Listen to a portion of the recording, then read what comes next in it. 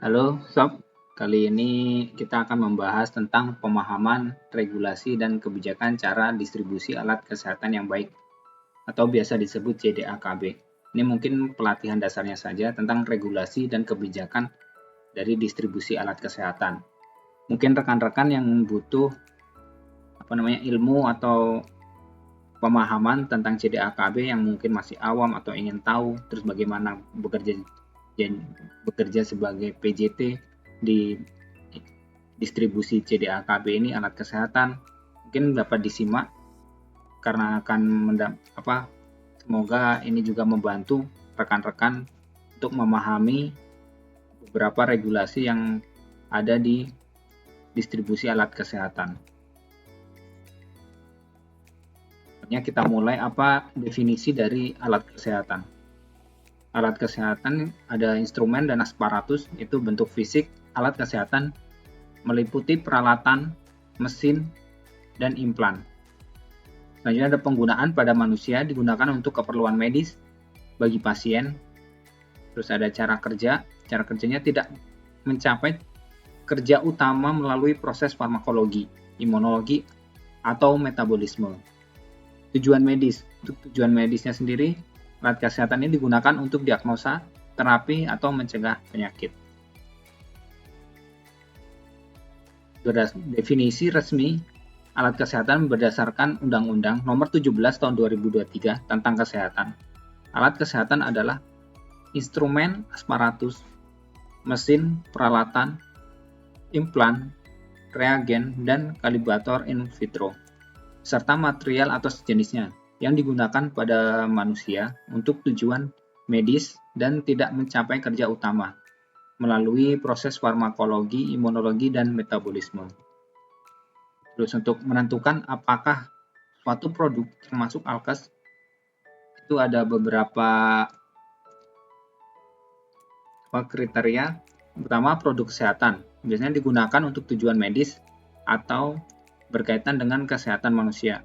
Mekanisme kerja. Berfungsi bukan melalui cara farmakologi, imunologi, atau metabolisme. Terus selanjutnya ada tujuan penggunaan, yaitu digunakan untuk diagnosa, pencegahan, pemantauan, atau perawatan penyakit. Terakhir ada penggunaan pada manusia, dirancang untuk digunakan pada tubuh manusia. Kelompok distribusi alat kesehatan ini dibagi menjadi 5.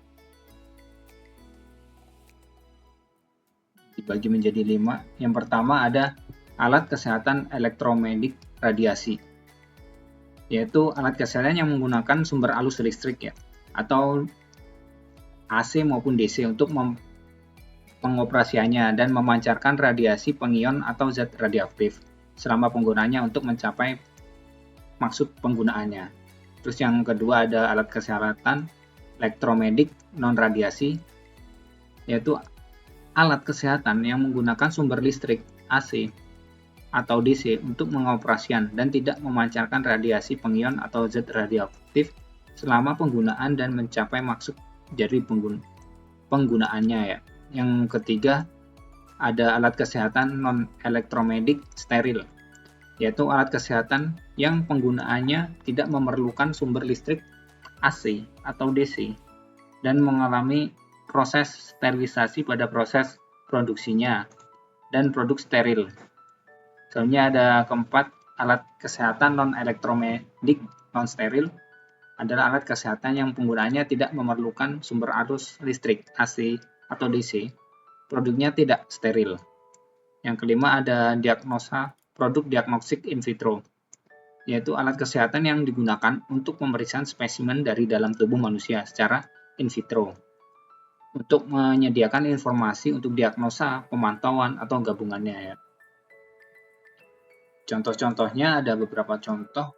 Untuk elektromagnetik radiasi ada peralatan X-ray, CT scan, peralatan radiografi.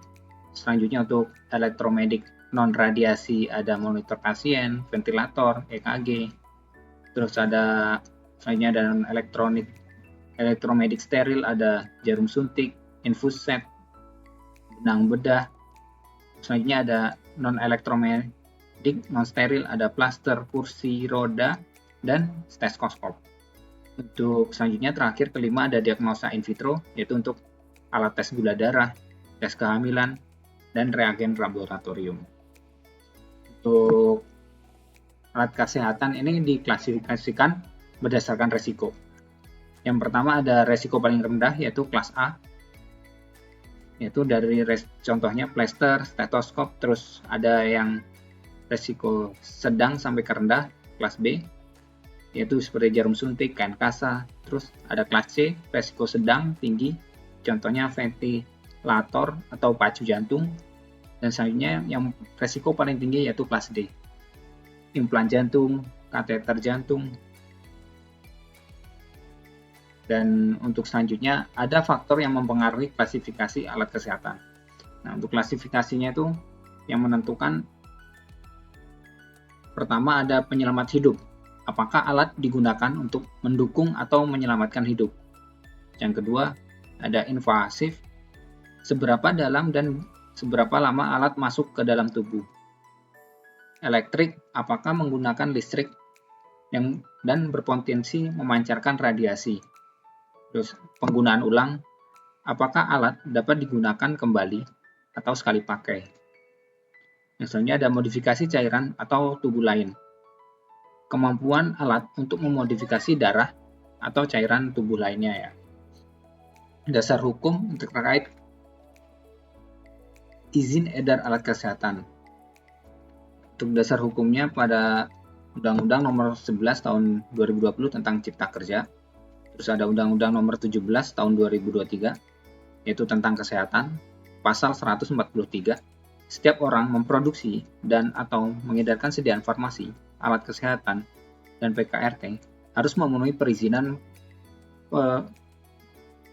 berusaha dari pemerintah pusat atau pemerintah daerah. Jadi perizinan berusaha dari pemerintah pusat atau pemerintah daerah sesuai dengan kewenangan berdasarkan norma, standar prosedur, dan kriteria sesuai dengan ketentuan perundang-undangan.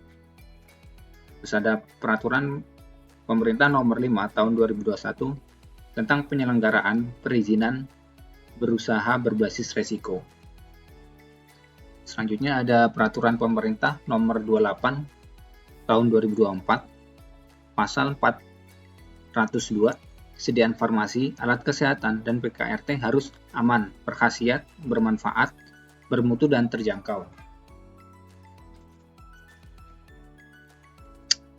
Permenkes nomor 14 tahun 2021 tentang standar kegiatan, usaha, dan produk pada penyelenggaraan perizinan perusahaan berbasis risiko sektor kesehatan.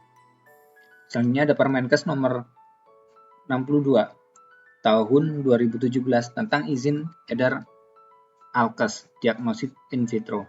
Untuk pasal nomor 4 ayat 1, alat kesehatan diagnostik in vitro yang diproduksi, diimpor, dirakit, dan atau dikemas ulang yang akan diedarkan di wilayah negara Republik Indonesia harus memiliki izin edar. Definisi dan tujuan izin edar. Untuk izin resmi ya, atau izin edar ini adalah izin untuk alat kesehatan diagnostik in vitro dan PKRT yang diproduksi oleh produsen dan atau impor oleh distributor alat kesehatan dan alat kesehatan in vitro atau impor akan diedarkan di wilayah Indonesia berdasarkan penilaian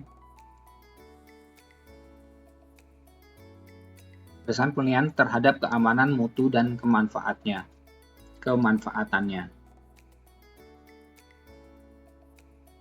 Terus ada jaminan keamanan.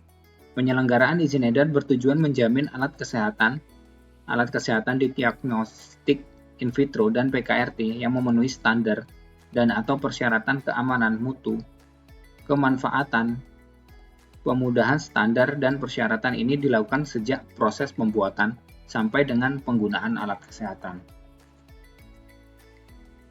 Untuk identitas kode izin edar, di situ ada format kode. Kode izin terdiri dari kelas produk, kategori, subkategori, tahun terbit, dan nomor urut registrasi. Ini ada contohnya di atas, ada AKL, XXX dengan 11 huruf atau 11 digit. Ini digit yang pertama itu merupakan kelas resiko yang tadi ringan, A, B, C, itu angka 1, 2, sampai 3, dan digit kedua, ketiga merupakan kategori, digit 4 sampai 4 dan 5 itu subkategori, digit ke-6 dan 7 merupakan tahun pemberian izin, ini dibalik untuk tahunnya ya, angka pada tahunnya. Kemudian digit ke-8 sampai ke-11 merupakan nomor urut pendaftaran.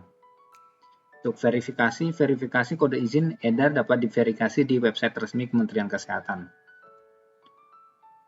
Ya, ini cuman keterangan AKL, alat kesehatan impor, dan AKD merupakan alat kesehatan dalam negeri. Untuk kelengkapan penandaan alat kesehatan, yang pertama ada nama dagang atau merek, identitas produk yang jelas dan dapat dibedakan. Yang kedua ada nomor izin edar, bukti legalitas peredaran produk.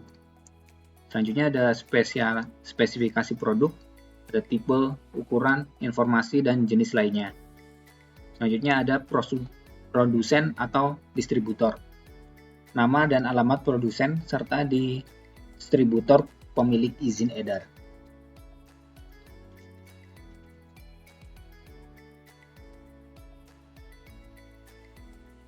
Informasi penting dalam penandaan juga perlu dicantumkan, ada tanggal kadaluarsa untuk produk dengan batas waktu penggunaannya. Untuk produk jadi jika ada batas waktu penggunaannya perlu dicantumkan. Terus nomor seri atau batch, identifikasi batch produksi, status sterilitas, kata steril pada dan metode sterilnya.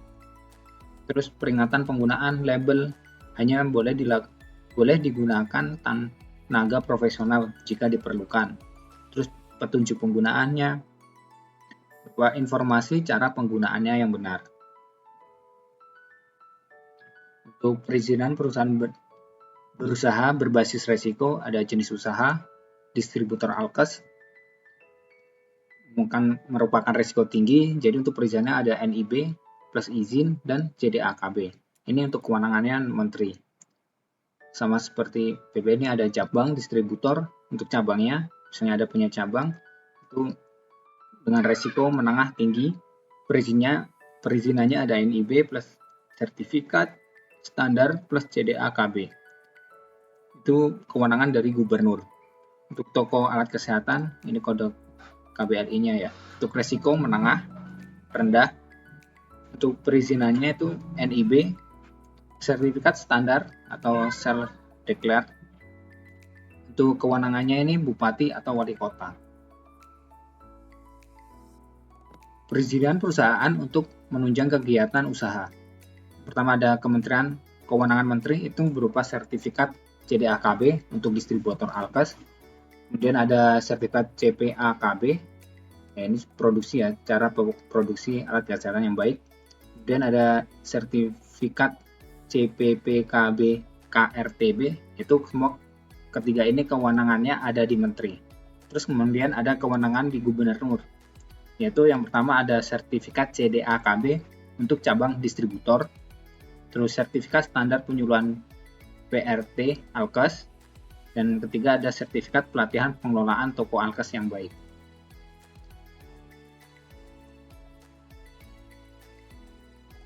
Di sini ada perjalanan regulasi sarana distribusi alat kesehatan ya.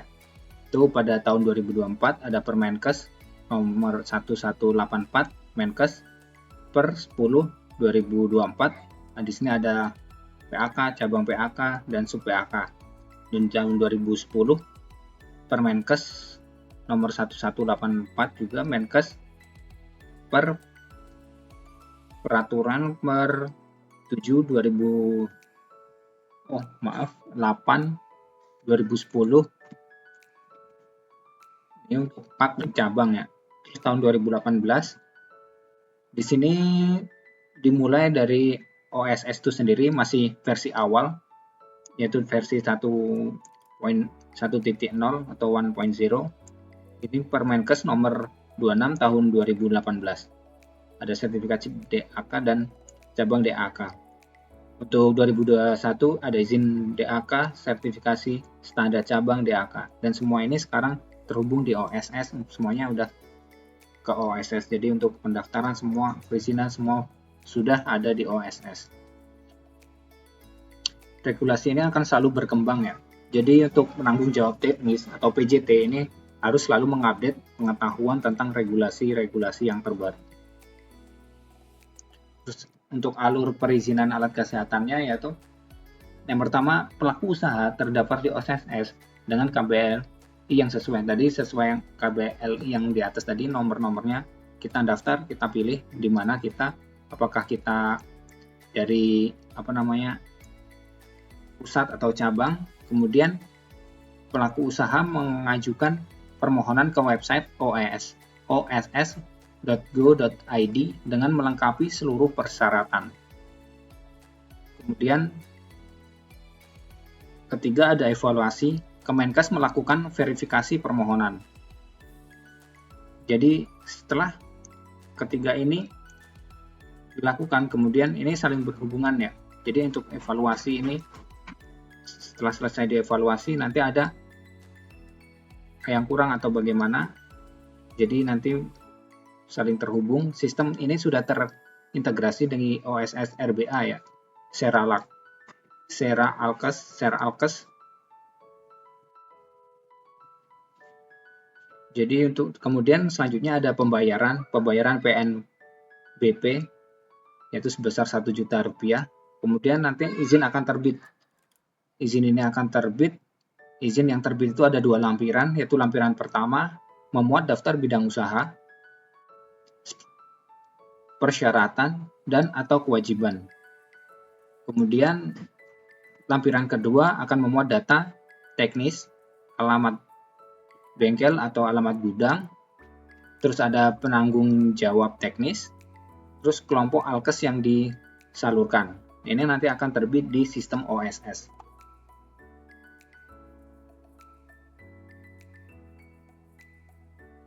Terus ada ketentuan berdasarkan peraturan perundang-undangan nomor 5 tahun 2021 untuk distributor alkes dan alat kesehatan. Ada persyaratan, administrasi umum, 2 ada bangunan dan prasarana, 3 ada peralatan, yang keempat ada sumber daya manusianya, kelima laporan persiapan sarana, keenam daftar jenis alkes yang didistribusikan, ketujuh ada retribusi. Untuk kewajibannya ada pertama laporan report setiap 6 bulan, ini digarisbawahi. Jadi tiap 6 bulan kita harus melaporkan. Terus sertifikat standar CDAKB, terus laporan KTD, kejadian yang tidak diinginkan, laporan recall ini jika ada produk recall, laporan alkes ada palsu, menyampaikan permohonan perubahan PJT, alamat jenis kesehatan dan atau denah bangunan. Jadi kalau ada perubahan dari PJT-nya atau alamatnya, denahnya, jadi nanti kita laporkan di OSS juga. Terus pengedaran alkes ber-NIE. Jadi mengedarkan alkes ini yang sudah memiliki nomor izin edar. Jadi ditekankan untuk PJT ini harus memiliki sertifikat pelatihan CDAKB dan sarana harus memenuhi pedoman CDAKB dalam pelaksanaan kegiatannya. Jadi harus seorang PJT ini harus update lah tentang regulasi-regulasi terbaru, selalu update.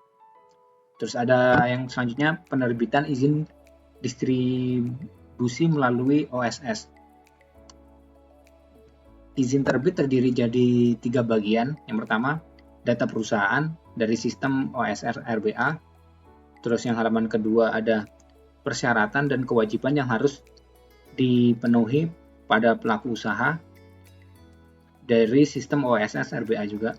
Dan yang ketiga, halaman ketiga ini ada data teknis IDAK dari sistem Seralkes. Verifikasi izin ini dapat dilakukan melalui website resmi. Jadi nanti untuk mengecek izin terbit dan sudah terverifikasi bisa dilihat pada HPTT info.alkes.kemenkes.go.id. Untuk sertifikasi CDAKB. Untuk sertifikasi CDAKB, regulasi utama yaitu ada Permenkes nomor 4 tahun 2014 itu tentang pedoman CDAKB. Terus peraturan pemerintah nomor 5 tahun 2021 yaitu kewajiban memiliki sertifikat. Dan yang ketiga ada Permenkes nomor 14 tahun 2021 tentang standar dan persyaratan. Status sertifikasi dari 800 dari 20 Alkes masih ada baru 267 sarana yang telah tersertifikasi CDAKB. Dan targetnya untuk sertifikasi tahun 2024 dari Kementerian Kesehatan itu yaitu 90% dari seluruh distributor.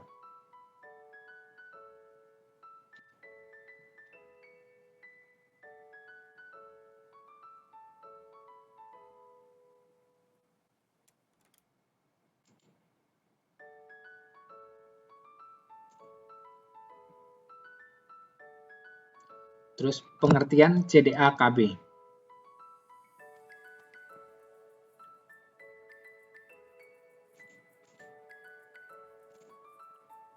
Definisi CDAKB yaitu pedoman yang digunakan dalam rangka kegiatan distribusi dan pengadaan mutu yang bertujuan untuk menjamin agar produk alat kesehatan yang didistribusikan memenuhi persyaratan yang ditetapkan sesuai tujuan penggunaannya. Terus ada aspek CDAKB, ada 13 aspek. Sistem meliputi yang pertama sistem manajemen mutu, 2 ada pengelolaan SDM, 3 ada bangunan dan fasilitas, ketiga ada penyimpanan dan penanganan persediaan, ini ada mampu telusur produk, terus ada tindakan perbaikan keamanan di lapangan FSCA, soalnya ada pengembalian alkes, ada pemusnahan alkes ilegal dan tidak memenuhi syarat, ada audit internal, kajian manajemen, dan aktivitas pihak ketiga. Tujuan dari CDAKB ini yaitu untuk menjamin bahwa alat kesehatan yang didistribusikan memenuhi persyaratan, keamanan, mutu, dan kemanfaatan sesuai dengan tujuan penggunaannya serta melindungi masyarakat dari alat kesehatan yang tidak memenuhi standar.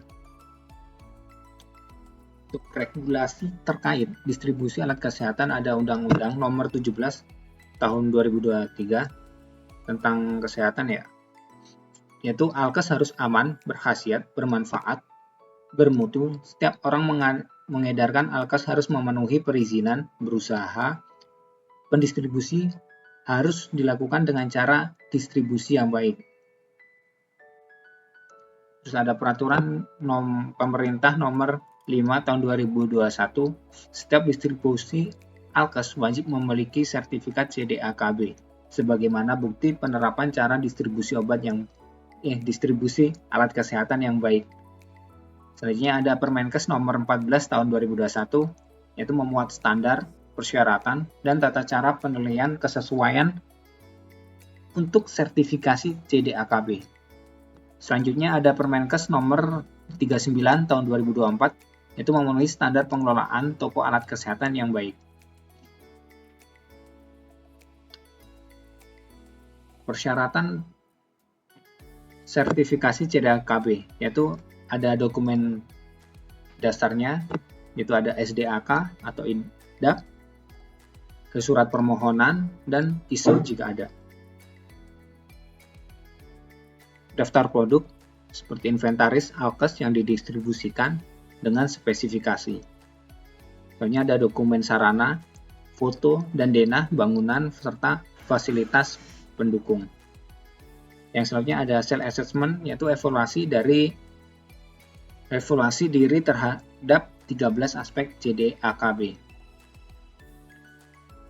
Untuk percepatan sertifikasi CDAKB ada tipe distributor yaitu sub pemilik izin edar, self assessment dan dokumen evaluasi ini Kemenkes. remote audit nanti diinspeksi oleh post marketnya oleh Dinkes.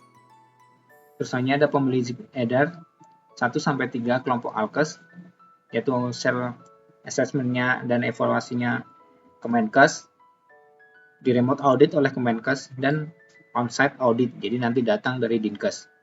Terus misalnya ada pemilik izin edar 4-5 kelompok alkes, itu dari Kemenkes, dan remote audit Kemenkes. Ini auditnya lebih ketat, ada Kemenkes dan Dinkes akan on-site.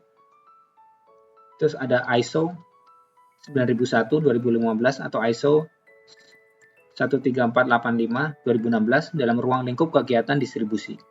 Itu sel assessment-nya dan dokumennya Kemenkes, dan inspeksi post market itu ada dari Dinkes.